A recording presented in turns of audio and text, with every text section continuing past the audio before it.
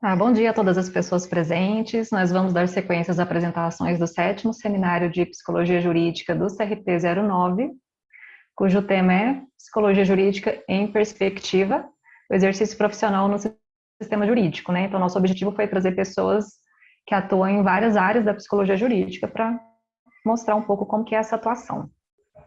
Eu sou a Flávia Hermann Jung, eu sou psicóloga perita do Tribunal de Justiça e colaboradora dessa comissão de psicologia jurídica do CRP 09.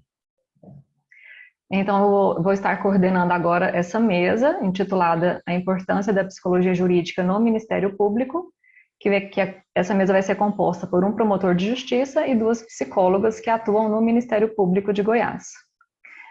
No Ministério Público, a psicologia assessora os membros na defesa dos direitos e interesses da sociedade e dos cidadãos, em especial dos chamados vulneráveis, que são as crianças, adolescentes, idosos e pessoas com deficiência, tanto na área pericial quanto na construção de políticas públicas voltadas para esta população.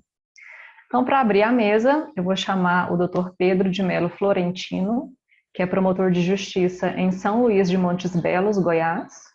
Ele possui mestrado em Democracia e Boa Governança pela Universidade de Salamanca, na Espanha. Possui pós-graduação em Direito Tributário pela PUC de São Paulo e em Direito da Criança e do Adolescente pela Escola Superior de Magistratura do Tribunal de Justiça do Estado de Goiás. Dr. Pedro, a palavra está com você. Estão me escutando bem? Estamos sim. Pessoal, muito bom dia. Eu quero agradecer a Flávia pelo convite. Quero agradecer também ao Túlio Moreira, o assessor de comunicação, que tem nos ajudado aqui a iniciar esses trabalhos. Dizer que, para mim, é um grande prazer poder compartilhar essa manhã com vocês, ter essa oportunidade diferente de falar de Ministério Público, sobre o Ministério Público, para profissionais da psicologia, para estudantes da psicologia, e também compartilhar essa mesa com profissionais que eu admiro, que eu valorizo muito o trabalho que presta ao Ministério Público. No caso, as psicólogas Mônica Café e Juliana Borges. A Mônica eu já conheço de longa data, né, Mônica? E a Juliana eu conheci recentemente, mas acompanho o trabalho das duas, e elas têm prestado um serviço de enorme importância, de enorme relevância, não só a nós, promotores de justiça, ou ao Ministério Público Instituição, mas principalmente ao público do Ministério Público, né? A sociedade como um todo, e especialmente as famílias, aos cidadãos que vivem em situação de maior vulnerabilidade social, que dependem mais da qualidade dos serviços prestados pelo poder público. Bom, nessa minha fala, eu quero primeiro dar um panorama para vocês da amplitude das atribuições do Ministério Público, o que o Ministério Público faz, o papel social que ele tem, e depois eu vou tratar melhor da atuação do promotor de justiça, aí sim dando um enfoque maior na área da infância e juventude, que foi a área que falaram que eu dar um enfoque melhor. E aí eu vou tentar mostrar para vocês as maiores dificuldades, os maiores desafios que a gente enfrenta, e nesse contexto eu quero destacar o trabalho de dois órgãos do Ministério Público. Primeiro, a CAEG, que é a Coordenadoria de Assessoramento à Autocomposição Extrajudicial, né? É um órgão que tem um cargo de analista em psicologia, no caso é hoje onde a Mônica trabalha, onde ela atua. E também eu quero destacar o trabalho da CATEP, né, a Coordenação de Apoio Técnico Pericial, que tem uma unidade técnica pericial em psicologia, e é onde a Juliana tem atuado. Depois elas vão falar melhor, vão conversar melhor com vocês sobre o trabalho delas nesses órgãos do Ministério Público, aí sim dentro de uma perspectiva do profissional da psicologia. Da minha parte aqui, eu quero passar a perspectiva do jurista, do promotor de justiça, mas, acima de tudo, eu quero tentar demonstrar para vocês o tanto que a gente depende, o tanto que o trabalho de um profissional da psicologia é importante para a gente, é importante para a efetividade do trabalho que a gente faz especialmente na política de atendimento da criança e do adolescente. Bom, mas vamos lá.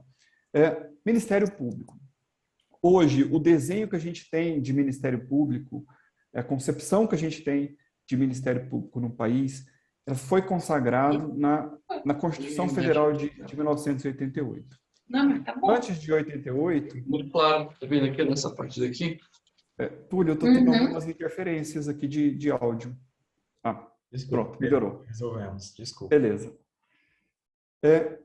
Antes de 88, o Ministério Público pertencia ao Poder Executivo, né? E a partir de 88, ele passa a ser consagrado como uma instituição autônoma que, ao invés de pertencer a um dos poderes, ele fiscaliza os três poderes.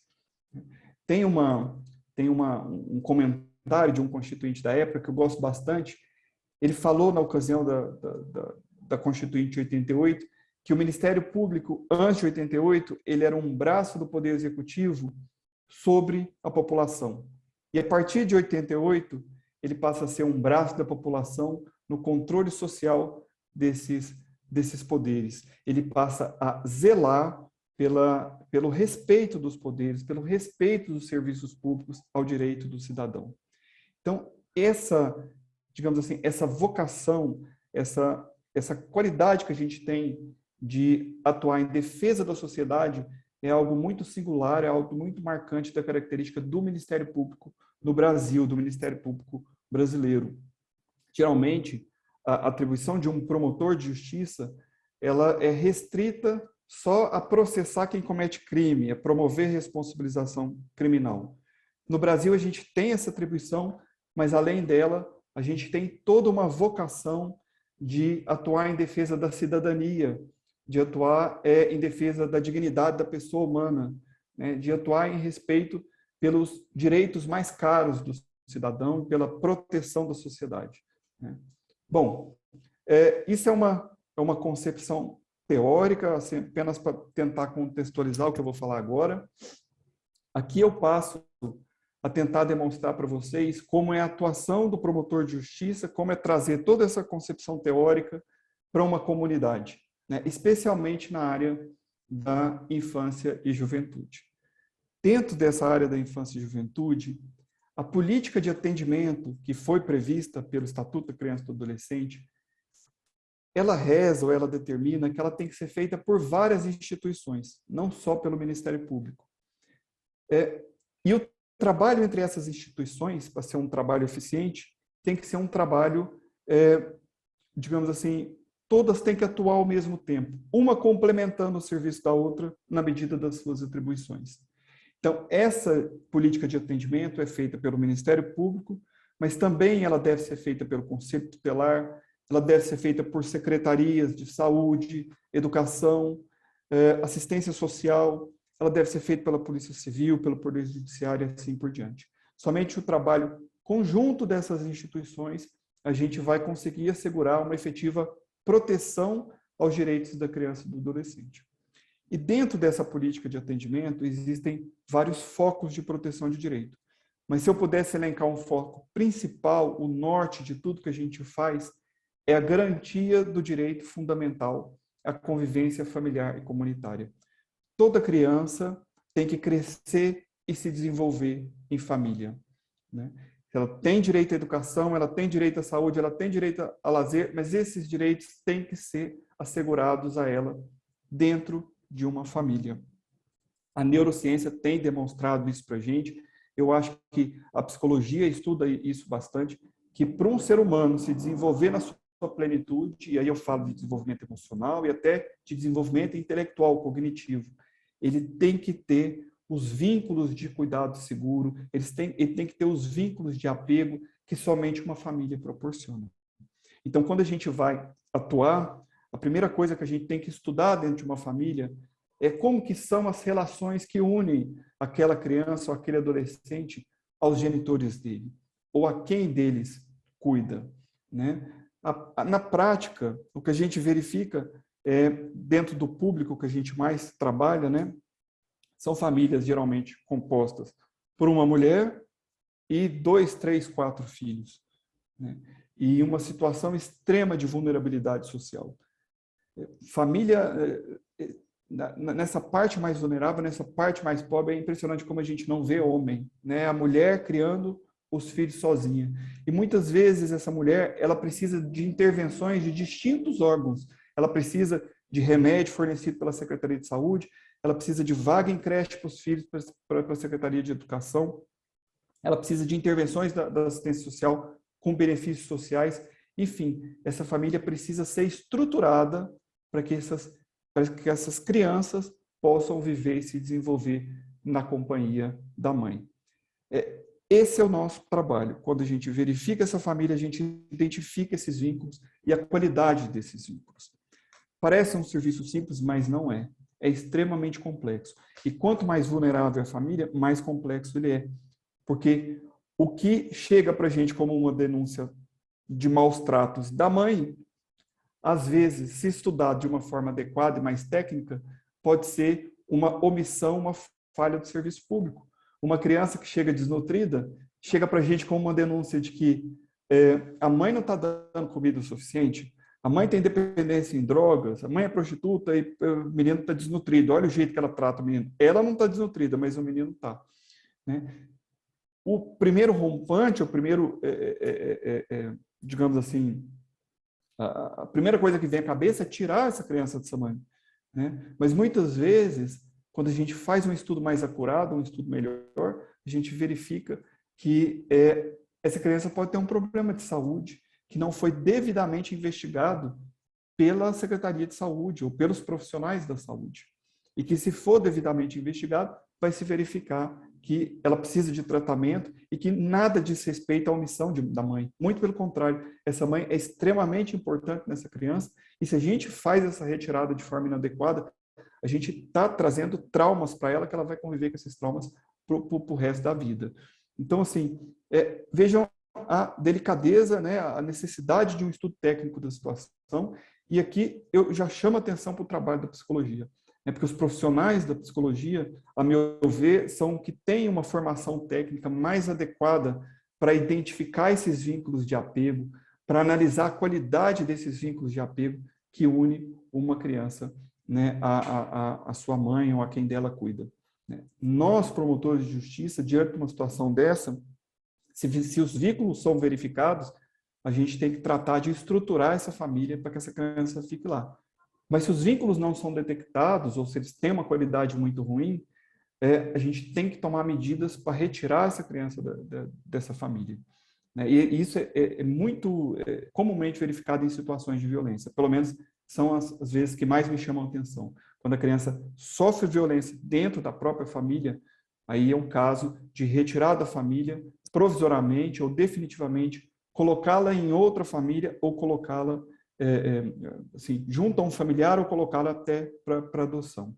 E nesse processo de adoção, ela pode inclusive ir para outro país, viver no estrangeiro, em se tratando de adoções internacionais. Então, vocês vejam a importância e digamos assim, a profundidade das ações que a gente tem que tomar. Né?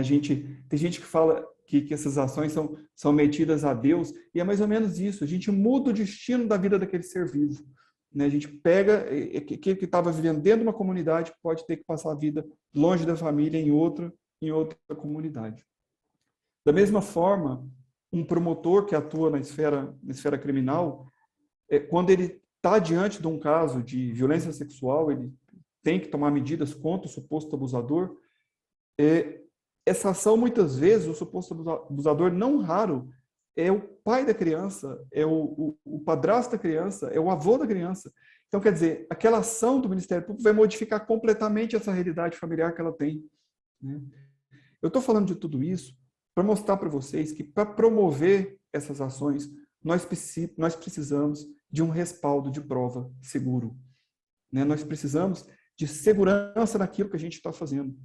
E muitas vezes, e aqui eu já coloco os problemas que a gente enfrenta, não é isso que a gente encontra em âmbito municipal. Nós nos deparamos com uma falta de qualidade do serviço público municipal muito grande. E aqui, pessoal, eu falo como uma regra. É lógico que existem inúmeras exceções, né? Existem profissionais de município, servidores municipais muito valorosos, mas o que a gente verifica na prática é que quanto menor a comunidade, quanto mais pobre, mais difícil de encontrar bons profissionais. E em se tratando de município, ainda existe um problema de que essas prefeituras funcionam como verdadeiros cabides de emprego, né? Eles trazem, cada novo prefeito ele chega com os apoiadores dele de campanha e distribui esses apoiadores nessas secretarias, de maneira que aquele servidor de assistência social que estava aprendendo a trabalhar, troca o prefeito e entra um novo que não tem a menor ideia das suas atribuições. A gente também verifica conselheiros tutelares que não têm a menor ideia de suas atribuições e assim por diante. Então, o que chega para a gente são relatórios muito vagos, né? São análises, essas famílias são acompanhadas de forma muito pouco técnica, de maneira que evidencia muitas vezes os preconceitos desses profissionais, né? A falta de profissionalismo no que é feito. E a gente fica diante desse impasse, né? Do que fazer, como fazer, porque realmente, como promotor de justiça, nós não temos preparo técnico para fazer determinadas análises. Né? Nós não fomos formados para isso. E aqui, então, eu chamo a atenção para o trabalho de um primeiro órgão do Ministério Público, da CATEP.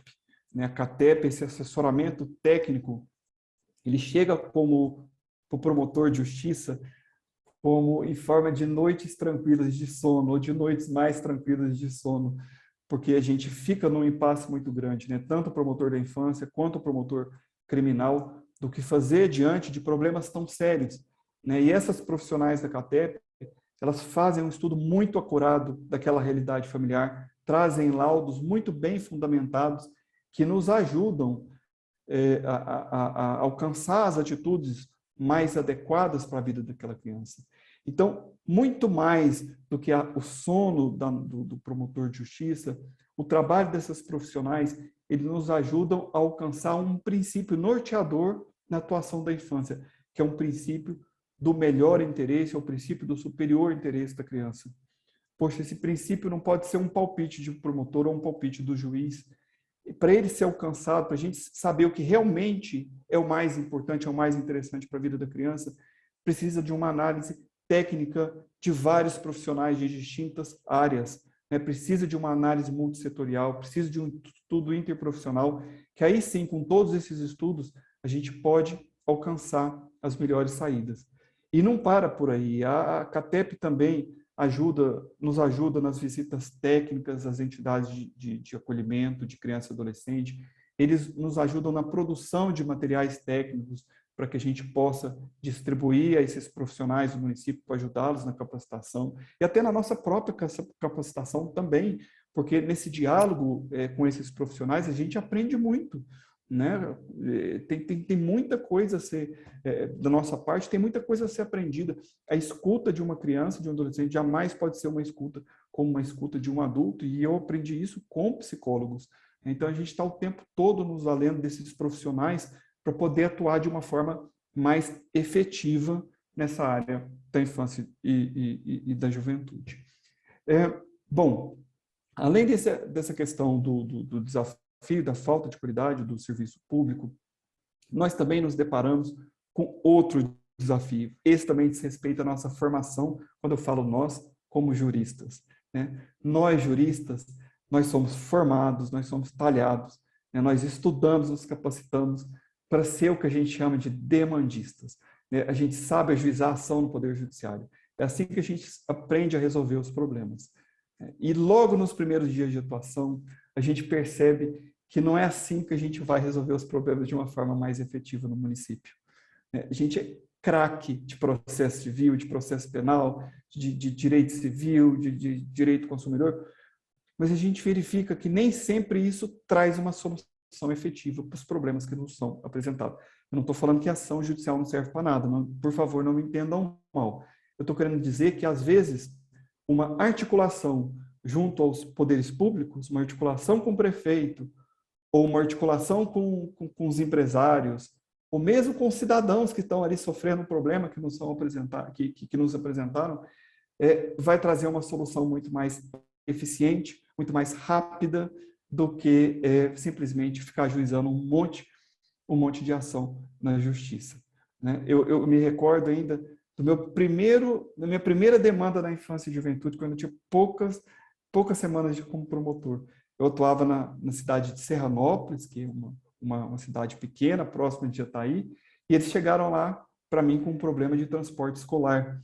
Era época de chuva e o transporte escolar não estava conseguindo alcançar umas fazendas onde residiam alguns estudantes. Tinha um trecho da estrada vicinal que estava intransitável. E, bom, como resolver isso daí? Né? Como fazer esse ônibus chegar em tempo para os estudantes não perderem o ano escolar? Porque era essa a questão.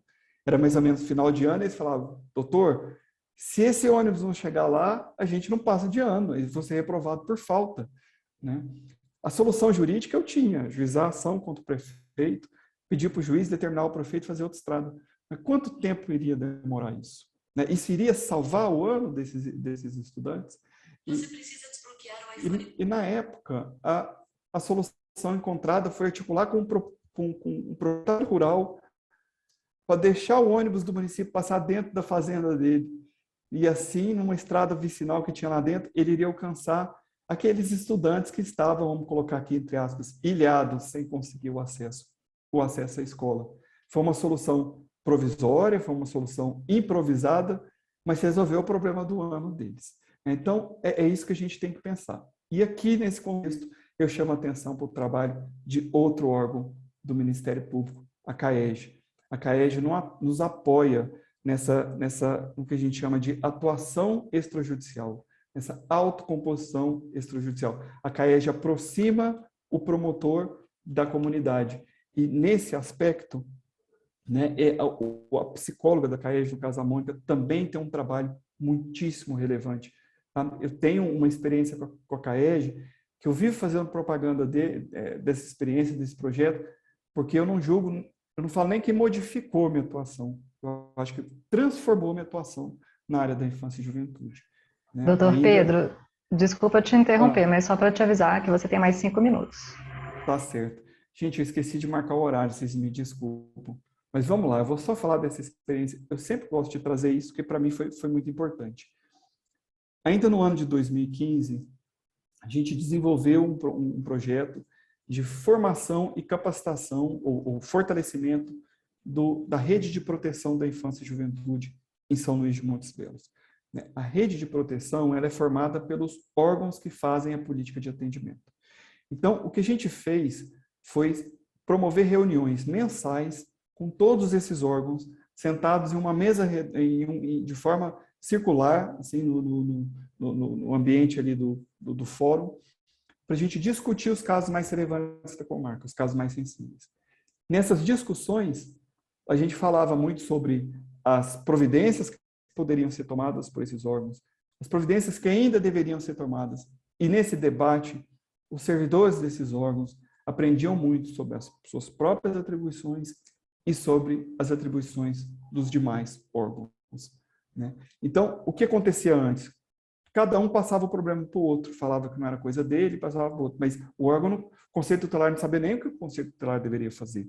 A partir da hora que ele sabe, ele já assume e melhora a responsabilidade. Nessas reuniões, a gente sempre trazia profissionais para fazer uma espécie de profissionais de fora, né? Para fazer uma espécie de capacitação para esses servidores. E a gente trouxe vários profissionais da psicologia para poder falar sobre violência sexual, para poder falar sobre adolescência, sobre dependência química, e assim melhorar a qualidade do atendimento desses órgãos. Essas reuniões estão sendo feitas até hoje, né? Esses órgãos se conscientizaram para a necessidade de uma discussão interprofissional a respeito dos casos da infância. Mesmo quando não é possível o Ministério Público participar, eles mesmos se reúnem e discutem esses casos, e a política de atendimento da área da infância modificou significativamente em São Luís de Montes Belos. Isso daí não é só percepção, são números. Quando isso começou, nós tínhamos mais de dezena de crianças e adolescentes acolhidos em acolhimento institucional. Hoje nós temos 3, 4. Né? Esse ano acabou de ser aprovada uma lei para implementar a política de acolhimento familiar em São Luís. Ou seja, a gente está entrando em transição para acolher criança em família. Ela vai sair de uma família para ser colocada em outra família, né? Meu sonho, a minha ideia é que num futuro breve a gente acabe com institucionalização de crianças e que elas possam sempre crescer e se desenvolver dentro de seios familiares. Se a família dela não for saudável o bastante, a gente vai garantir o mais rápido possível que ela se desenvolva em outro seio familiar mais saudável, que assegure a ela os vínculos de cuidado, os vínculos de apego, que são imprescindíveis para uma formação saudável. Bom, gente, esse serviço da CAEG hoje se transformou, aliás, esse projeto hoje se transformou em um serviço de fortalecendo redes, mas meu tempo já se esgotou. Vocês me desculpem pela fala apressada, tinha muita coisa que eu queria tratar com vocês, mas eu espero ter passado um pouco para vocês da importância e da dependência que a gente tem do trabalho de um profissional da psicologia. Eu me coloco à disposição para eventuais dúvidas que, se existirem ao final, e eu passo a palavra aí à Flávia para dar continuidade aos trabalhos da mesa. Muito obrigado aí pela atenção. Agradeço ao doutor Pedro pelas contribuições, né? É sempre importante, eu acho, alguém também de fora da psicologia jurídica trazer essa visão para a gente, né? Não só dos psicólogos, né? Mas os operadores do direito, né? Acho que amplia a nossa visão sobre como todo esse sistema opera. Então, agora eu vou passar a palavra para a Mônica Barcelos Café. A Mônica é psicóloga, analista em psicologia no Ministério Público do Estado de Goiás. Ela é professora no Instituto de Educação em Psicologia, o IEP. Ela é mestre em Educação Brasileira, especialista em psicodrama, militante ativista do movimento de meninos e meninas de rua de Goiás e atua principalmente com os seguintes temas: garantia de direitos de crianças e adolescentes, articulação de redes de proteção de crianças e adolescentes em situação de violência, psicoterapia, psicodrama e mediação de conflitos. Obrigada, Flávia. Bom dia a todas e todos. É um prazer estar aqui com vocês nessa manhã, nesse evento. Já vi aqui no chat que tem, inclusive, pessoas de outros estados, né? Essa tecnologia, tudo tem lado bom e lado ruim, né? Mas esse lado de ter participação de outras pessoas é muito legal isso. Então, eu vou falar um pouquinho para vocês da minha experiência, tá? Acaba que o doutor Pedro já falou algumas coisas, já adiantou, né? Mas vai meio nesse sentido aí. Vou compartilhar uma tela aqui, eu vou compartilhar com vocês a minha apresentação, tá? E vamos lá. Ok? Já fui apresentada, eu acrescentaria só que eu sou feminista, mulher e pessoa que gosta de gente. Eu gosto muito de falar, atualmente eu me apresento assim como uma pessoa que gosta de outras pessoas. Tá? Olha só que interessante, né? Esse encontro já está sendo desenhado já há algum tempo e coincidiu, né? A gente teve essa semana agora, segunda e terça, dias 25 e 26 de outubro, aconteceu o segundo encontro nacional de psicólogos no Ministério Público brasileiro. E aí, lá foi exatamente a gente discutindo o papel do psicólogo dentro do Ministério Público e a gente aqui nesse nosso encontro de psicologia jurídica fazendo uma mesa dessa, né? Eu achei assim que é uma sintonia, né, muito grande, achei isso muito interessante. E não vou trazer tudo que a gente discutiu lá, mas vou trazer um pouco um panorama, de uma maneira geral, né? Esse encontro trouxe isso para a gente, do que tem se discutido isso, né? Então, foi discutido ali o que o psicólogo faz em 4 eixos, né? Foi realmente um encontro de grupos de trabalho, não foi um encontro de conferências, de palestras, né? Foi realmente, assim, teve palestra de abertura, mas depois o pessoal foi dividido em grupos de trabalho para discutir a realidade. Então, o psicólogo tem atuado dentro do Ministério Público, fazendo visitas obrigatórias, né, que são do Conselho Nacional do Ministério Público ao Serviço de Acolhimento, o doutor Pedro até já falou isso, né, que acaba que eles ajudam o promotor de justiça, ele tem que estar acompanhando essas instituições de acolhimento, né, de criança e adolescente, também dos adolescentes que ficam cumprindo medidas socioeducativas no regime fechado. Também a inspeção de comunidades terapêuticas, hospitais psiquiátricos, internações involuntárias. Isso é quando surge alguma denúncia, né? Isso não é, porque o outro faz essa visita em todas, inspeção em todos. Isso aqui é mais quando tem alguma denúncia, né? É uma demanda mais pontual. Também a avaliação psicológica, né? Ela é feita. E saúde do trabalhador e saúde mental. Eu acabei ficando nesse quarto grupo, mas vou dizer para vocês, o que eu faço não me encaixaria em nenhum dos grupos. E aí eu vou propor no próximo encontro ter alguma coisa que eu vi que, igual eu, tinha várias pessoas também nesse item aqui, saúde do trabalhador e saúde mental, que também não faziam exatamente isso, que isso é uma coisa mais de RH, né? Recursos humanos ali da própria instituição. O que é que eu faço? Eu trabalho na CAES, como o doutor Pedro já falou, eu trabalho com incentivo à autocomposição e aproximação do promotor de justiça com a sociedade, né? Então, na CAES, uma coordenadoria de assessoramento à autocomposição extrajudicial. O que é autocomposição? Quando eu falo isso, o que eu estou querendo dizer? Que as soluções elas vão ser encontradas por meio do diálogo, né? Então, a gente acaba que faz esse trabalho de aproximação do promotor de justiça com a sociedade. O doutor Pedro trouxe isso, quando ele falou lá do transporte público que ele estava resolvendo, ele resolveu dessa maneira, foi uma solução dialogada ali, porque às vezes a ferramenta que o promotor de justiça tem é uma coisa mais demorada, né? Então, essa via da autocomposição, que hoje a gente chama um grande guarda-chuva, a gente tem falado muito de justiça restaurativa. E dentro dela ali tem as mediações de conflito, controvérsias, problemas, autocomposição.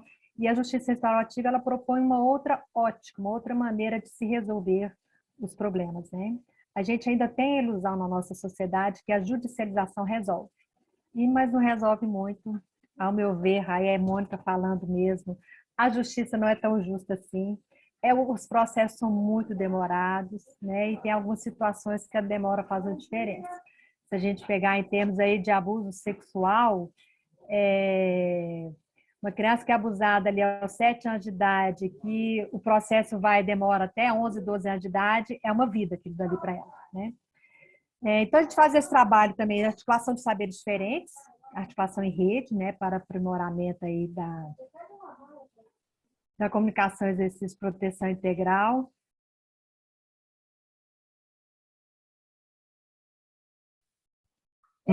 E também por meio... Não, é só porque tinha gente chegando aqui, eu fui pedir silêncio para as pessoas, eu desliguei o meu microfone para dar um toque. E outro serviço que a gente faz também é por meio de projetos, serviços, que é isso, né? Hoje a CAES tem esse que o doutor Pedro falou, que é fortalecendo rede de proteção, e outros serviços também que os promotores demandam, então a gente atua, mas sempre dessa maneira de autocomposição.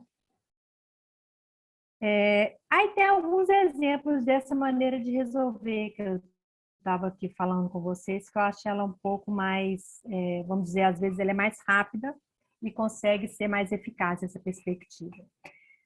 A gente trouxe vários exemplos, eu vou pegar um exemplo que se refere mais à própria questão da psicologia mesmo. Assim, a gente trabalha numa equipe interdisciplinar, inclusive a gente tem ali técnicos de meio ambiente, a gente atua também muito no meio ambiente, então esse exemplo aqui do Barro Alto é uma coisa de poluição sonora, mas eu não vou nem entrar nesse exemplo, não, eu vou passar para frente, porque eu queria pegar mais coisas mesmo da psicologia.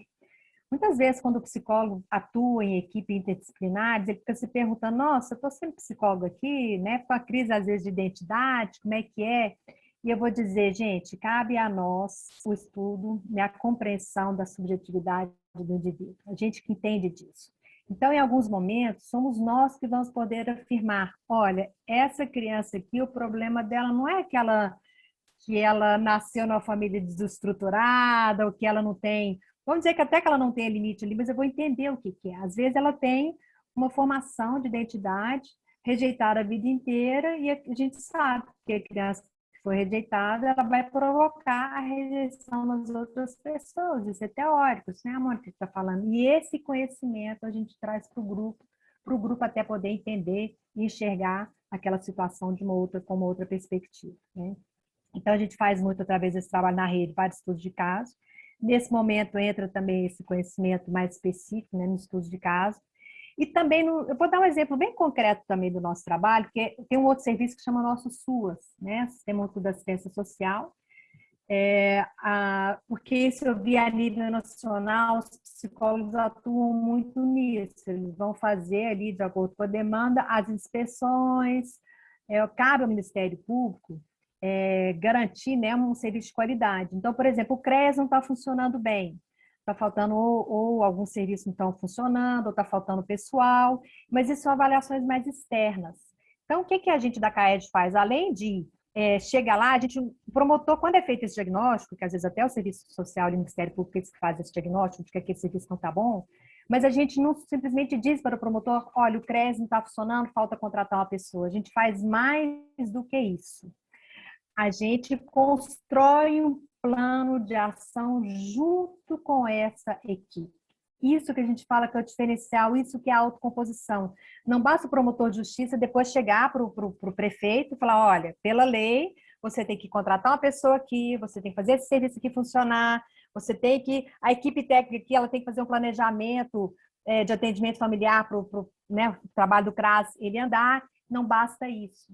Né? A gente vê que muitas vezes, como já foi colocado aqui, os profissionais às vezes não têm o conhecimento suficiente, então quando a gente senta em conjunto, a partir do diagnóstico, a gente faz um plano de ação, e não somos nós que construímos, a gente coordena, e quem vai falando são os profissionais que atuam lá, é o profissional do CRAS, é o profissional do CREAS, claro que com o gestor, porque algumas coisas sem o gestor não vão andar, então a gente senta em conjunto e fala o que precisa melhorar, já vem pronto.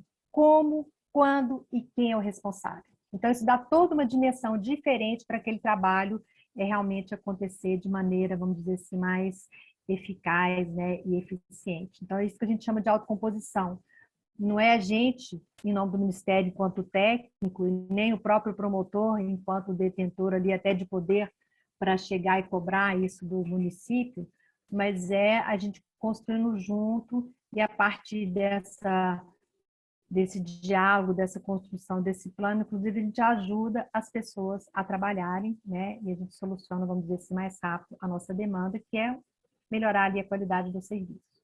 Então, a gente faz basicamente isso, articulação de rede, aqui no caso vou trazer esse exemplo, que é a articulação de rede de proteção de crianças e adolescentes em situação de violência, mas a gente também faz desse mesmo jeito, quando a gente vai lá articular no município a proteção de nascentes. Né? Então, a gente vai chamar todo mundo que atua nessa área.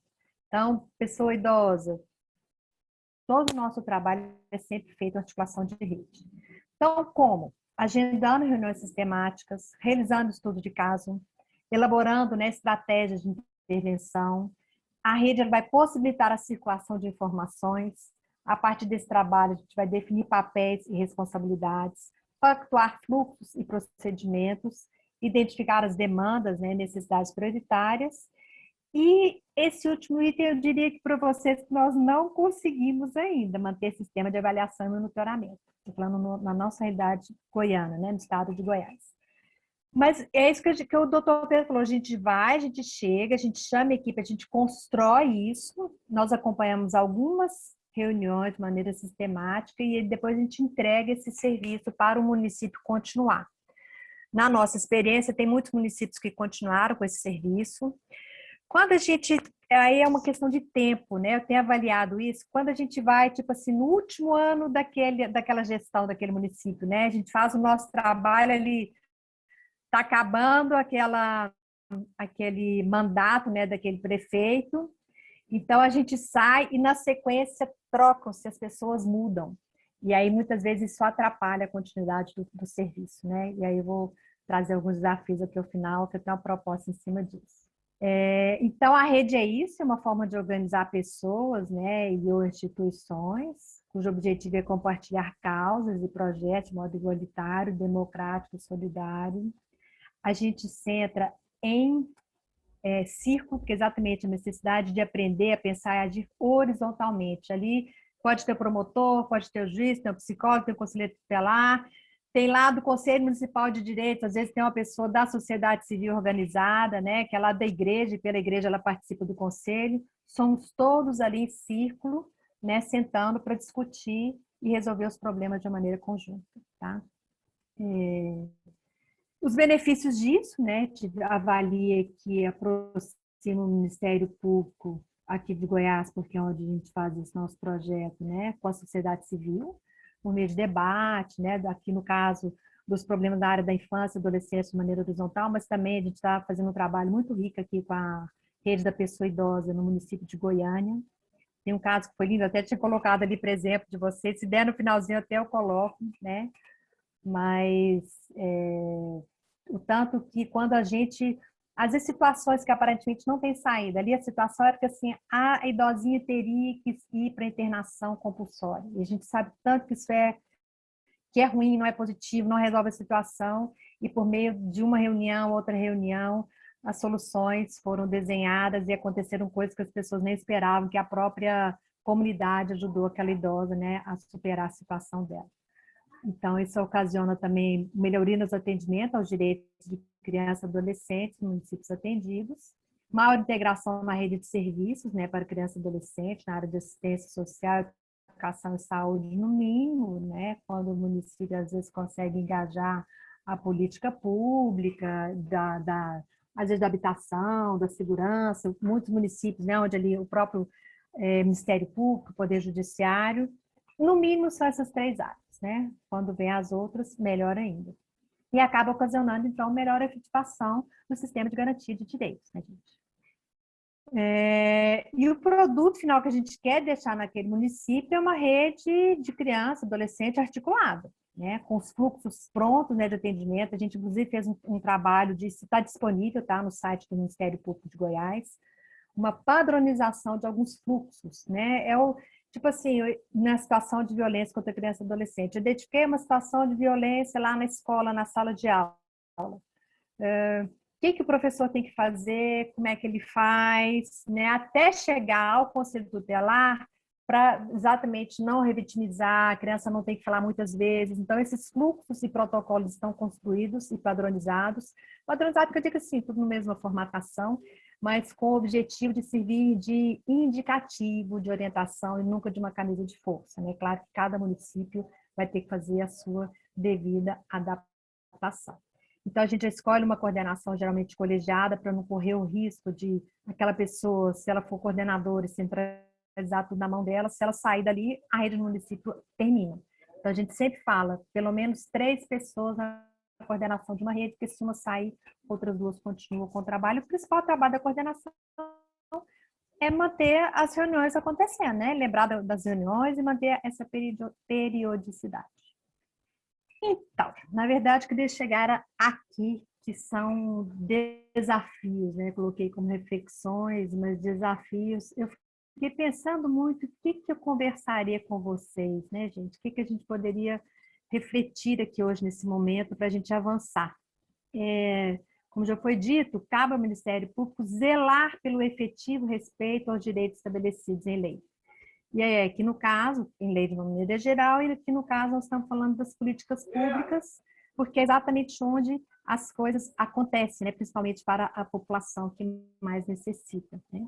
Aí, políticas públicas, a gente está falando... Mônica, Oi. Desculpa te interromper, só para te avisar dos 5 minutinhos finais, tá? Beleza, obrigada. Estou aqui com o meu cronômetro, mas valeu. Políticas públicas, a educação, saúde e a ciência social, a gente pensa nessas básicas quando a gente pensa na maior parte da população brasileira em situação de vulnerabilidade. E aí trazer um pouco essa diferença da fiscalização e orientação. Lembra quando eu falei com vocês que lá no nosso SUAS, ao invés da gente só ir lá, né, fiscalizar e dizer o que está faltando, quando a gente constrói em conjunto um plano de ação. Então, a gente está orientando. A gente vai visitar uma instituição de acolhimento, a gente não fala aí se está errado, a gente orienta também como fazer, onde buscar, né, orientações, inclusive capacitações para entender melhor do assunto.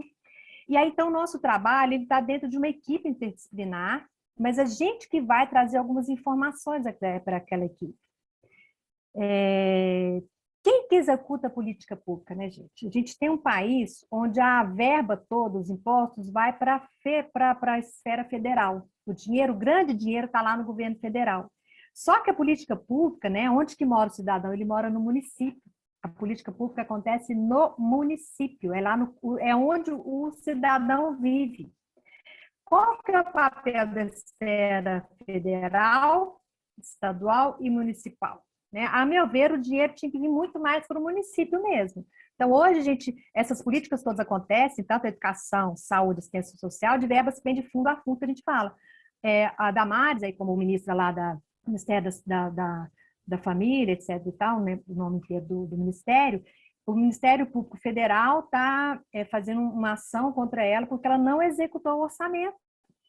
Tem dinheiro, o dinheiro já é pouco, porque ele foi cortado aos montes e não está chegando na ponta, porque ela não está enviando. E isso prejudica lá na ponta. Então, assim, esse, para mim, hoje é o grande desafio. O Ministério Público como articulador, né, eu vejo o Ministério Público como articulador das políticas públicas. A meu ver, nós que vamos trabalhar, então, dentro do Ministério, hoje tem uma ideia de que os promotores que atuam diretamente na área da infância, que ele tem uma equipe técnica junto com ele.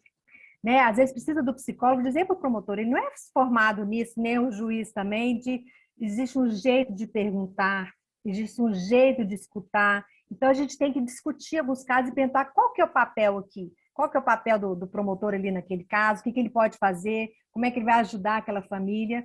E mais um pouco, né? Eu diria que hoje, nós, enquanto psicólogos, a gente tem que começar a produzir documentos e a mostrar o tanto que o profissional da assistência social, ao ser trocado a cada 4 anos, quando não é menos, né? Às vezes o município, menos 2 anos já trocam, porque preparando ali para a eleição estadual, isso prejudica o trabalho com a família.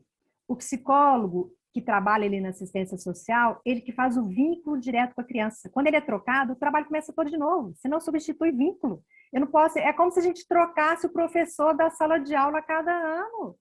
Né? Isso não vincula. Então, assim, como é que a gente vai poder fazer concursos públicos? Hoje, a lei não permite. Então, o desafio é a gente propor para mudar essa lei, porque verba tem. A verba vem de fundo a fundo, ela paga esse profissional. Então, se essa verba já está prevista, ela paga o profissional, mas aí tem alguma coisa lá de responsabilidade fiscal, que como o dinheiro não é do município, ele vem do governo federal, hoje não se pode fazer concurso público. Então, a gente não melhora as nossas equipes, porque a gente está sempre trocando as pessoas estão aprendendo a trabalhar, saem, quando não é o cabide de emprego que é, em cidades pequenas, e a gente não consegue melhorar esse trabalho. E nós, só para terminar mesmo, nós, enquanto psicólogos, temos o papel de começar a escrever sobre isso. Isso é nosso, a importância do vínculo para a continuidade desse trabalho. Como é que eu vou trabalhar com uma família em situação de violência? Na hora que eu começo a fazer o vínculo, eu saio do município. Simples assim, eu tenho que sair porque eu, por efeito, não sou efetiva. Eu estava aqui em Goiânia encaminhando um adolescente de 10 anos de idade, não, 12, tinha 12 anos de idade, e abusou da prima de 6 anos e a outra prima de 8. E aí, na hora que conseguimos articular para esse menino começar o atendimento, aí a psicóloga saiu, porque aí né, não era efetivo, trocou a prefeitura. Como é que fica o trabalho? Como é que fica a cabeça desse menino? E isso é nosso. Tá? Isso eu queria deixar na verdade, esse desafio aí para a gente responder e batalharmos por um concurso para melhor qualificar o serviço, né, da psicologia aí na assistência social. Obrigada. Então, esse é meu e-mail também, estou sempre disponível, se alguém tiver alguma dúvida, quiser mandar alguma coisa para mim, e o telefone da CAES. Valeu, gente. Deixa eu interromper o compartilhamento. E devolvo a palavra para a Flávia. Obrigada, Mônica. Agora eu vou passar a palavra para a Juliana, que é a outra psicóloga, né, que atua no Ministério Público. A Juliana Borges Naves é analista em psicologia aqui no Ministério Público do Estado de Goiás, cofundadora do Instituto Alexis, que tem por objetivo o estudo e a prevenção da violência sexual contra crianças e adolescentes. Ela é especialista em psicologia jurídica e especialista em investigação criminal e psicologia forense. Também é especialista em teoria da psicanálise lacaniana. Juliana, a palavra está com você. Obrigada, Flávia. Primeiro, agradecer ao seu convite para compor essa mesa e dizer da minha satisfação de dividi-la com o Dr. Pedro Florentino, que é uma pessoa muito atuante, muito diferenciada, né, nesse trabalho junto a crianças e adolescentes, e a Mônica, que trabalhou um pouquinho comigo lá na CATEP, mas ela tem esse talento, essa vocação, né, para essa articulação, e foi para a CAEJ, onde ela já tinha estado. Enfim, hoje não trabalhamos mais juntas, mas estamos sempre em contato também. É digna da minha total admiração e fico muito feliz de estar aqui com vocês. Dr. Pedro já adiantou muito da minha fala e foi ótimo. Então, vocês já sabem um pouco do que é a CATEP. Então, eu sou lotada na Coordenação de Apoio Técnico e Pericial. E na CATEP, o que a gente faz é atender a demanda dos promotores do estado todo no que eles pedirem. Então, a gente faz várias coisas. Muito do que a gente faz tem a ver com atender a casos, né, em que o promotor precisa de um auxílio técnico para saber o que ele vai fazer, porque eu não sei se todo mundo sabe, mas cabe ao promotor, numa situação de violência sexual contra crianças e adolescentes, propor uma ação judicial, se for o caso. Então, é o promotor que é o dono dessa ação, é ele que decide, né, se aquele suspeito vai virar um réu. Então, muitas vezes o promotor tem dúvidas naquele caso específico e solicita um apoio técnico. Com relação a isso, a gente faz avaliação psicológica e várias pessoas já falaram. Então, ontem Antônio falou, hoje Flávia falou, Sidney também falou. Então, eu decidi trazer uma coisa um pouco diferente para mostrar para vocês hoje. Nossa atuação na CATEP também acontece em algumas situações de capacitação, então também dividi com o Dr. Pedro recentemente a capacitação de algumas turmas de conselheiros tutelares, né, e eles, né, quer dizer, não só eu, mas outras pessoas na nossa equipe, e o Dr. Pedro e também outros promotores fazendo capacitação de conselheiros do estado todo na tentativa de melhorar esse atendimento em rede, no caso de crianças e adolescentes em situação de vulnerabilidade.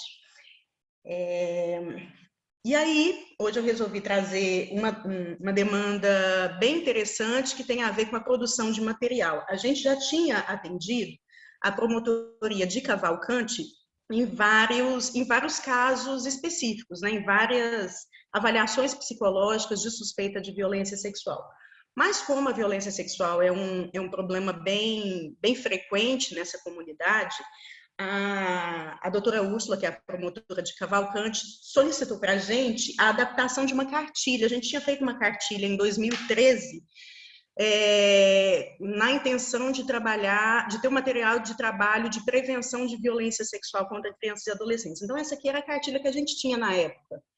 Ela chama Abuso Sexual. Saiba o que fazer e aprenda a se proteger, é isso? Não, saiba o que é e aprenda a se proteger. Todos esses materiais que eu vou mostrar estão no site do Ministério Público. Tem lá uma aba, Centro de Apoio Operacional da Infância e Juventude, e aí tem os materiais de apoio, esses materiais que eu vou mostrar estão lá, se vocês quiserem consultá-los. Então, a gente tinha feito essa cartilha, e ela era uma cartilha para a própria criança ler. Então, foi um pedido do Centro de Apoio àquela época, e aí essa cartilha que foi produzida.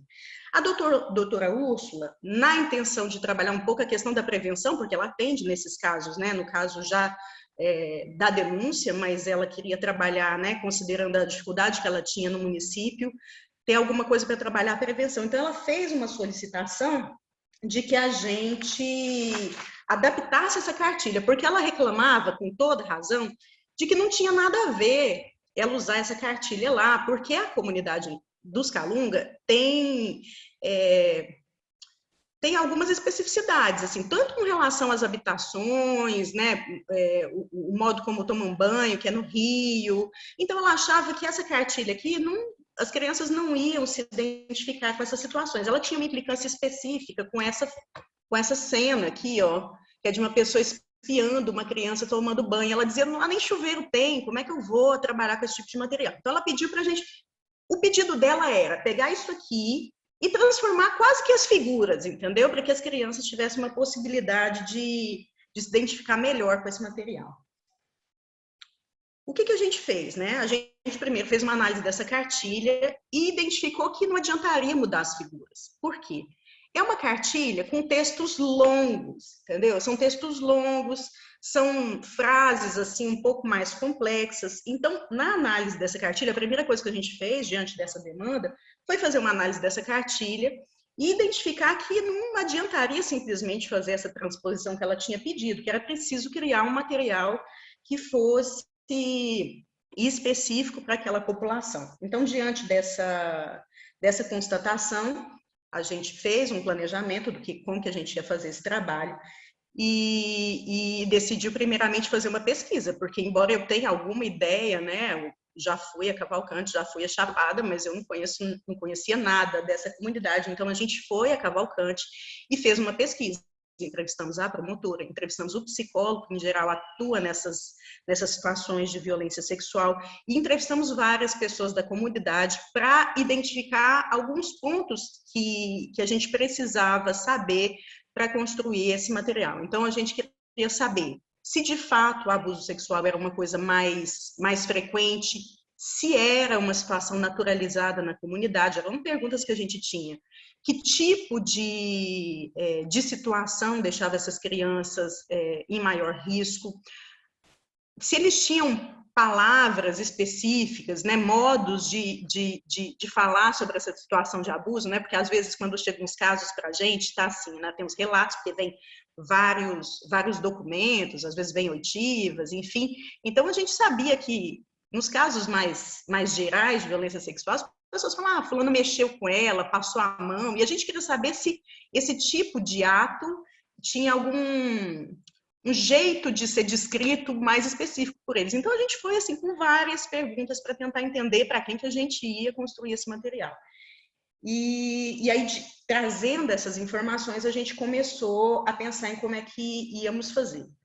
No ponto dessa cartilha, na época da construção dessa cartilha, a gente já tinha feito uma pesquisa com relação a material de prevenção de violência sexual. E então, nessa época, a gente encontrou a ideia, que é muito frequente quando a gente vai trabalhar essa ideia de prevenção, que é a ideia do adulto de confiança, né? De que a ideia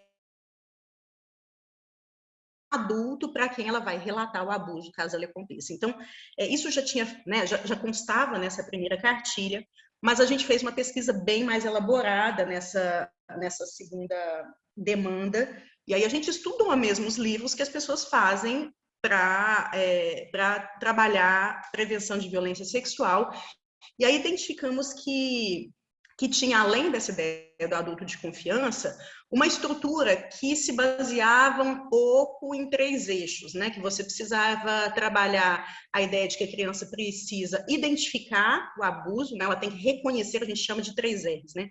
Reconhecer o abuso, reconhecer, resistir e relatar. Resistir à ideia de que a criança pode reagir, né? Reconhecer, reagir e relatar, mas dá mais ou menos a mesma ideia. Então, ela pode, né, quer dizer, tem que dar uma autorização para a criança poder reagir caso alguém a toque de uma maneira inadequada, e que ela deve relatar essa situação a um adulto de confiança. Então, a gente conseguiu, né, estruturar isso de uma maneira um pouco mais clara, e eu acho que é mais interessante mostrar para vocês a cartilha, e eu vou comentando um pouco do que a gente descobriu, de como que a gente construiu esse material. Vou compartilhar aqui minha tela, porque eu vou falando, já mostrando a cartilha para vocês. Tudo certo? Está compartilhado? Certo? Sim. Sim. Então, ótimo. Então, para começar, uma das coisas que a gente começou a pensar, ou pelo menos, né, é o que eu pensava, é que ninguém tem vontade de ler uma cartilha que está escrito abuso sexual, saiba o que é e aprenda a se proteger. Eu mesmo não tenho essa vontade de ler isso aqui. Se eu fosse uma criança, isso aqui para mim não é chamativo. E imagina as crianças, né? Porque o que a gente identificou dessas crianças é que são crianças que são crianças de uma comunidade que não tem tanta escolaridade ou tanta educação formal, né? E que teria que facilitar ao máximo o acesso e o interesse delas a esse material. Uma coisa que a gente identificou e que foi uma mudança, porque essa primeira cartilha, ela era uma cartilha para a própria criança ler. Nessa segunda cartilha, a gente já definiu que ela é uma cartilha, apesar de ser um material para crianças, ela é uma cartilha para ser trabalhada por professores ou por profissionais. Então, isso aqui não é um livrinho infantil, entendeu? Isso aqui não é para ser distribuído para cada criança ler. Então, tem todo um planejamento, então, na verdade, é um segundo aspecto dessa demanda. Então, tem a produção da cartilha e tem uma capacitação de profissionais para que possam trabalhar de maneira adequada com esse material, porque a gente está contando com a ideia de que são os profissionais que vão ajudar as crianças. Por quê? O que a gente identificou em Cavalcante e é o que a gente percebe, inclusive, nessas demandas que trazem suspeitas de violência sexual. Na maior parte das vezes, a violência acontece dentro da família. Então, não adiantaria nada dar essa cartilha para a criança, ela levar essa cartilha para casa e ler sozinho, né? A gente precisava que algum adulto de fora da residência lesse com elas, na aposta de que talvez esse adulto possa se constituir como esse adulto de confiança para essa criança. Então, a ideia é trabalhar com professores ou outros profissionais que possam ler esse material junto e abrir, né, rodas de conversa sobre a questão da violência sexual junto a esse público. Então, a primeira coisa foi o título, né? A gente pensava assim, que nome a gente vai dar para ser um nome chamativo. E a gente percebeu nessas conversas que muitas vezes eles falavam assim, o fulano está fazendo saliência, né? Quer dizer, essa palavra foi uma palavra que apareceu nessas pesquisas e que a gente achou que podia ser interessante. Então, a gente nomeou a cartilha de saliência comigo não. Porque já trazia essa ideia de saliência, que pode ser uma mão boba, né? Uma coisa mais ou menos assim, tá me perturbando, tá me cutucando. E comigo não, porque já traz no próprio título a possibilidade da criança reagir àquele toque. Então, a gente começou trazendo outro nome para que essa cartilha fosse um pouco mais interessante para o público.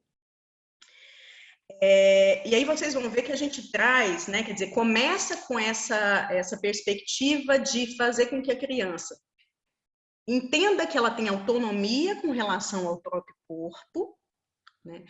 Que ela entenda que o corpo tem a ver com a intimidade dela, para que ela possa, então, quer dizer, reconhecer caso algum toque a incomode ou invada essa intimidade. Então, começa com essa ideia, eu acho que vocês vão acabar identificando esses pontos que eu estou falando, né, de reconhecer, reagir e relatar dentro do texto da cartilha. Eu vou lendo a cartilha e explicando um pouco para vocês. O que a gente percebeu também nessas pesquisas?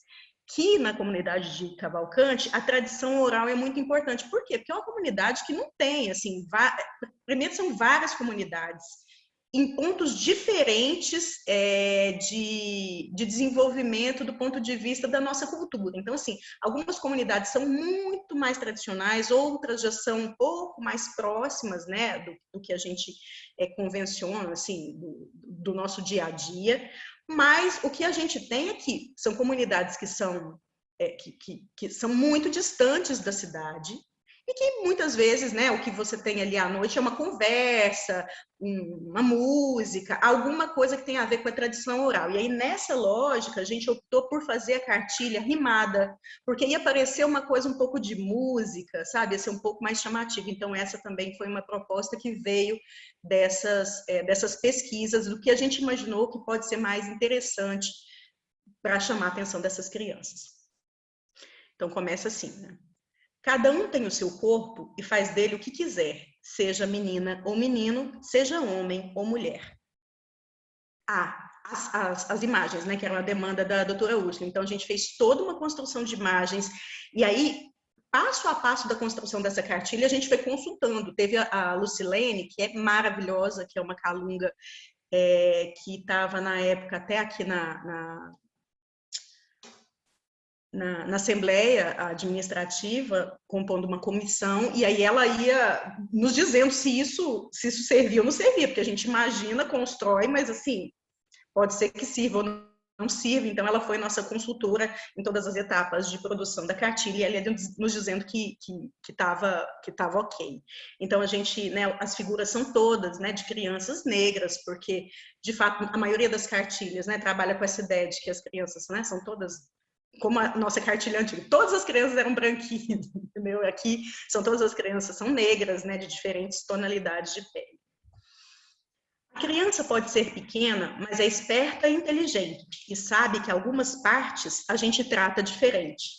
Se chamam partes íntimas as que só você pode tocar, e nelas adulto só deve mexer quando de você precisa cuidar. Então tem as situações, porque isso aqui a gente via que era comum nos livros infantis, né, de que a criança tem que entender que ninguém deve tocar nas partes. Primeiro, identificar que tem algumas partes que são íntimas. e que essas partes, né, são íntimas e que só devem ser trocadas em situações específicas, ou se ela precisa de ajuda, ou se ela vai ao médico. Então tem as figuras que vão indicar essas possibilidades aí. São várias as partes íntimas, é importante conhecer. Pênis, vulva, peito e bumbum não é difícil aprender. São muitos nomes possíveis, cada um escolhe um jeitinho. Tem gente que chama de biscoito, tem gente que fala cheirinho. Tanto faz o nome que você dá, se pepeca, quiquita ou tixé, se é pomba ou se é pipiu, você sabe o que é. Então, nessa ideia aqui, o que a gente trouxe? Quando a gente vai trabalhar com prevenção de violência sexual, muita gente traz a importância de ter os termos técnicos. Por quê? Às vezes uma criança conhece a vulva como biscoito, e aí ela fala assim, alguém pegou meu biscoito. Isso a gente já viu casos, né, que chegam na unidade nossa, de denúncias assim, e que ninguém identifica o que ela quer dizer. Então demora muito tempo até alguém entender que biscoito tem a ver com vulva, porque às vezes pensa que alguém pegou o lanche, né? Especificamente esse exemplo eu já vi pessoalmente, né, de chamar de biscoito, e a criança fazer o relato da violência e não ser compreendida, porque ninguém identifica do que ela está falando. Mas nesse caso, a gente quis trazer os termos que eles usam para tentar desinibi-los um pouco, porque a gente viu que mesmo os professores são extremamente inibidos. Esse vai ser um desafio no momento da capacitação. Juliana. Oi, 5 minutos. Mais 5 minutos, tá? Eu vou tentar correr. Então vamos lá. O que eu falo mesmo, eu me entusiasmo, é um horror. Então vou tentar ser um pouco mais rápido. Então a gente trouxe isso aqui para ver, né, se eles riam, se eles se identificavam com isso.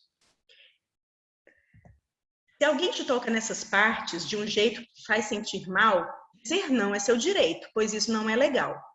Pode ser só coisa chata, um beijo babado ou um beliscão, mas pode ser saliência, preste bastante atenção. O que é muito importante, todo mundo tem que saber, é que saliência com criança é crime e não pode acontecer.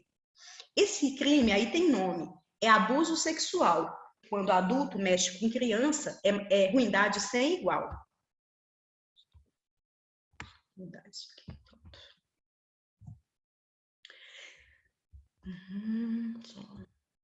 Agora eu mudei alguma coisa aqui. Tá. Tem muitas formas de abuso. Vou tentar te explicar. Tocar onde não pode, mostrar o que não deve, espiar tomando banho, tudo errado, pode parar. Carinho bom nunca é segredo, mesmo se é de amigo, vizinho ou parente. Pior ainda se tentam te pôr medo ou se em troca te oferecem um presente. Se algo assim acontece, tem já que acabar. Para isso, conte logo a alguém que possa ajudar. E a gente trouxe várias situações que a gente identificou como situações de risco, né, que eles estavam expostos na comunidade. Então, a gente pôs como se fosse alguma criança ou adolescente de lá relatando uma situação para ele identificar que isso é abuso, porque essas são situações comuns lá na comunidade. Um dia desses no Rio, uma coisa me deixou cismado. Um moço chegou para pescar, mas só olhava para o nosso lado. Senti vergonha, mas pensei que era normal. Será que era esse tal de abuso sexual? E aí vem um adulto de confiança, né, explicando. Se você se sentiu mal, deve ter alguma razão. Fale com alguém sobre isso até encontrar proteção. A gente colocou esse até na ideia de que, assim, às vezes ele conta para uma pessoa e não adianta, então tem que contar para outra, porque isso pode acontecer. Então, a esperança, né, desse até é nesse sentido. Então, tá vendo? Tem lá a adolescente se sentindo encarada e constrangida com isso. Algo desse tipo aconteceu comigo também. Foi no caminhão que ia para a cidade, onde não cabia mais ninguém. Eu ia sentado no colo do moço, já que estava bem lotado. Ele ficou se mexendo e me apertando, e eu ali agoniado. Muita gente se aproveita de qualquer situação e faz coisa que não deve. Você já sabe, pode dizer não. Então, isso aqui é muito comum. Eles pegam caminhões assim muito cheios, vai todo mundo empilhado, porque é o transporte, né, que chega até a cidade. O festejo estava animado, folia, dança, muita gente, mas olhando ali do lado, vi uma coisa diferente. Um homem puxou minha irmã, dizendo que ela era lindinha e que se fosse com ele, ganhava dinheiro e balinho. Depois saíram de perto e ela voltou chorando. Será que aquilo era certo ou ele estava se assanhando? É importante contar para um adulto como foi que aconteceu. Ele pode te ajudar a entender se alguma coisa ela sofreu. Então, porque tem esses festejos, vai muita gente, né, para a comunidade, pessoas de fora, e essa é uma situação complicada também. Acho que sei finalmente sobre o que está falando. Quando meu tio dorme com a gente, passa a noite me apalpando. Se acordo e peço que pare, ele diz que é um segredo e acabo não contando porque fico com muito medo. Seja lá quem te fez mal, se foi parente ou vizinho, peça ajuda o quanto antes, chega de chorar sozinho. Agora que entendi um problema até antigo, um amigo da internet estava bulindo comigo. Mesmo sendo um homem adulto, dizia que era meu namorado, prometia visita e presente, também se exibia pelado. E vivia me pedindo para mandar foto igual, do meu corpo sem calcinha. Aquilo não era normal. Você tem toda a razão, esse negócio não está certo. Seja perto ou seja longe, é preciso ser esperto. Comigo também aconteceu quando eu fui estudar na cidade. Na casa onde eu morava, tinha um homem com essa maldade. Me passava a mão no corpo, mandava eu fazer igual.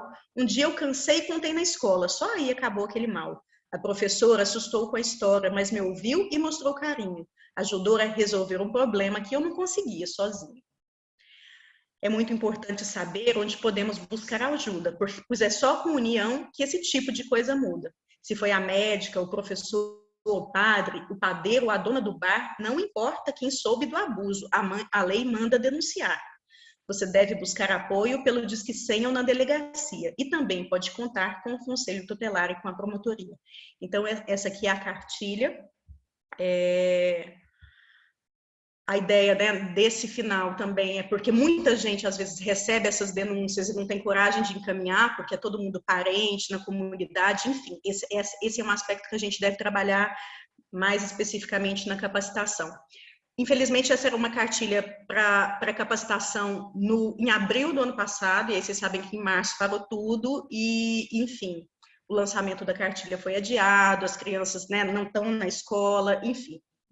Vários problemas, mas a gente fez, né, um lançamento e uma capacitação virtual, e a gente deve, no começo desse ano, já foi solicitado pelo CAL uma capacitação não só virtual, mas também em loco, porque a gente imagina que esse tipo de capacitação vai ser mais interessante presencialmente, até por conta dessas questões que eu falei, né, sobre a inibição, inclusive dos profissionais, dos professores. Então, a ideia é de trazer instrumentos para que esses professores entendam a lógica dessa cartilha, entendam o que eles têm que trabalhar com as crianças e o que eles vão fazer se surgirem esses relatos. E aí, já que estou falando de prevenção, vou fazer aqui, né, a promoção do Instituto Alexis, a Flávia já falou, a Mônica também, mas o Instituto Alexis, né, é uma iniciativa minha e de duas colegas da equipe de perícia e que tem como objetivo trazer informações técnicas, né, a partir do que a gente já vivenciou nessas demandas, nas perícias, nas avaliações psicológicas, dos estudos que a gente tem nessa área, para tentar informar profissionais e a população no sentido de possibilitar alguma atuação na prevenção de violência sexual. Então, quem ainda não conhece, a gente tem site, a gente tem Instagram, então convido vocês a nos seguir e acompanhar esse conteúdo. Então, é isso. Obrigada, Juliana. Que cartilha mais linda, gente. Eu não conhecia, não. É linda mesmo. Nossa, gente. Né? Os versos, né? A adaptação à realidade, as palavras, as figuras, né? Para as crianças se identificarem mais. Ficou realmente um trabalho muito bonito. Parabéns à equipe toda. Alguém gostaria de fazer alguma pergunta no chat ou abrir o microfone e dirigir a pergunta para algum apresentador da mesa? Ou algum comentário, elogio? Elogio tem vários no chat, gente. Lindo o trabalho de vocês, parabéns. Que trabalho magnífico essa cartilha, tema pertinente, deve ser divulgada. Muito potente este trabalho. Algumas pessoas pediram a cartilha, eu coloquei no chat o link para vocês poderem baixar na internet. Outra pessoa falando, muito interessante esse projeto, é difícil trabalhar em rede quando não se conhece todas as possibilidades dessa rede. Seria excelente essa iniciativa em outros estados. E a Karen, especificamente falando para o Dr. Pedro, ouvir um promotor de justiça dizer que o trabalho da psicologia não somente o ajudou, mas sim o transformou, orgulho. A Gabriele está perguntando como conseguir a cartilha, acabei de deixar o link no chat. E parabéns a Mônica e a Juliana pelos trabalhos desenvolvidos, o comentário da Karen. Então, eu falei que se as pessoas não têm pergunta, eu sou falante, gente. Vocês vão esquentando o motor aí, enquanto eu vou fazendo pergunta. Eu vou perguntar também, né? Mas se alguém tiver pergunta, o espaço é de vocês, tá? Só enquanto vocês vão pensando. É um pouco esse trabalho, né, assim, que a Juliana fez, é um pouco abrir o leque, né, gente? E esse conhecimento, é isso que eu queria trazer, assim, tem alguns conhecimentos que é nosso. Então, por exemplo, essa conclusão, essa mudança da primeira cartilha para a segunda, né, foi por meio de estudo. Olha, a cartilha não tem que ser para criança, a cartilha tem que ser para o adulto, que venha com a linguagem infantil, porque o adulto vai ler com a criança, mas o adulto que vai ler com a criança. Então, esse cuidado todo que tem, e é isso que a gente mostra para o outro. Fala, não adianta, não tem identificação. É a gente que vai afirmar para um professor na sala de aula. Se não tiver vínculo, não aprende. A gente que vai afirmar lá para aquele conselheiro tutelar que vai entrar numa família, ou mesmo aquele assistente social, ou mesmo aquele psicólogo recém-formado ainda, né? Por meio, se não houver vínculo, não tem como a gente propor nenhuma mudança na família. Então, a gente fica aquela pessoa externa, dando um monte de recomendação. Ah, mas eu fui lá, já orientei a mãe, ela disse que vai fazer diferente. No dia seguinte, a mãe está fazendo tudo do mesmo jeito. Ela tem até a intenção de fazer diferente, mas ela não consegue. E a gente que é psicóloga, a gente sabe disso. A gente sabe que não adianta dar bronca, só falar aqui que é certo, que é errado, é mais do que isso, né? A transformação ela é mais profunda, né? A mudança de o que leva um ser humano a mudar de atitude. E isso tudo, gente, mesmo que a gente esteja num congresso de psicologia jurídica, isso tudo tem a ver com o termo mais amplo, que é de justiça, né? De acesso à justiça, acesso a uma sociedade mais justa para todos, né? Acesso às políticas públicas mínimas, né? Garantir educação, convivência familiar e comunitária, né, comida, dignidade, né, no cotidiano, isso é mínimo, né, e é disso que a gente está falando.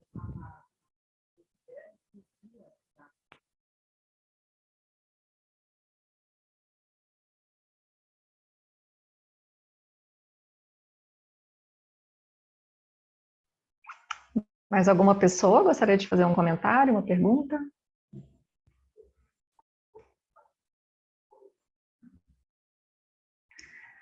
Bem, se não, eu vou dar por encerrado, então, essa mesa. Agradecer imensamente, né, o aceite do Dr. Pedro, da Mônica, da Juliana Borges, para contar para a gente um pouco como que é essa atuação no Ministério Público. Acho muito importante essa aproximação, né, com principalmente os psicólogos, os estudantes que buscam um campo de atuação, né, trazer esse trabalho para o conhecimento de todo mundo. Então, agradeço muito a presença e o aceite de vocês. Muito obrigada em nome do 7º Seminário de Psicologia Jurídica do CRP 09.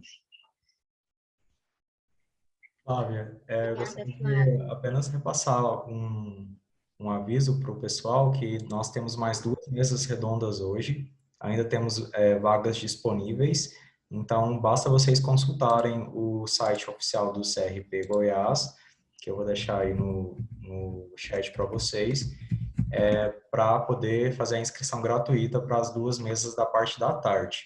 Agora eu deixo para as considerações finais dos nossos participantes desta mesa. Muito obrigado a todos e todas pela presença.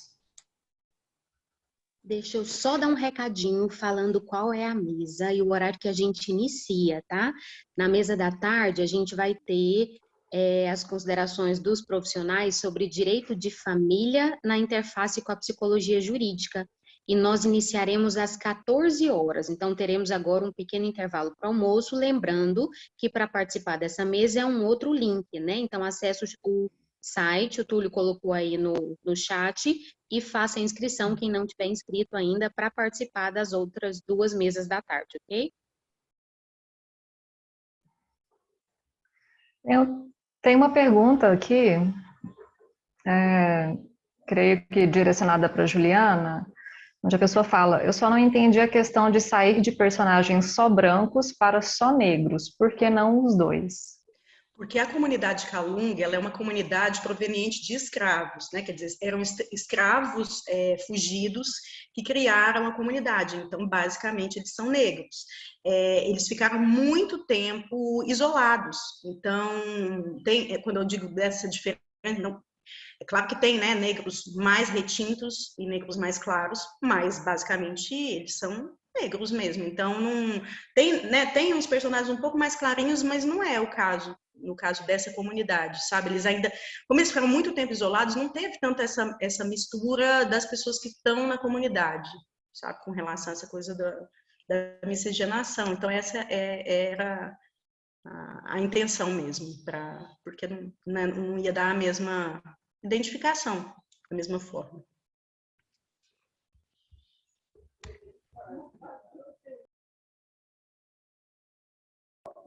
Porque foi para lá, né, Juliana? Essa cartilha, gente, ela foi uma encomenda da comunidade Calunga, não é uma cartilha para o estado de Goiás, ela é bem específica, né? Exatamente, tem isso, né? Porque às vezes a pessoa adora a cartilha, né? E aí a gente até recebeu já, eu ainda não sei porquê, né? Uma solicitação de outras promotorias para capacitação nessa cartilha, mas eu entendo que essa cartilha só tem como ser trabalhada com esse público, não tem nada a ver trabalhar isso com outras crianças, quer dizer, são essa situação do caminhão, por exemplo, é uma situação que acontece lá, porque aí tem o vão das almas, o vão do moleque, e aí esse transporte de caminhão é de lá. Então, isso é uma coisa bem específica da região e daquela população. Então, acho que se a gente fosse trabalhar com outro tipo de público, a gente precisaria avaliar, fazer outro material, às vezes possivelmente com os mesmos princípios, porque esses princípios de prevenção, eles são esses mesmos, mas a gente precisaria fazer uma análise e outro material.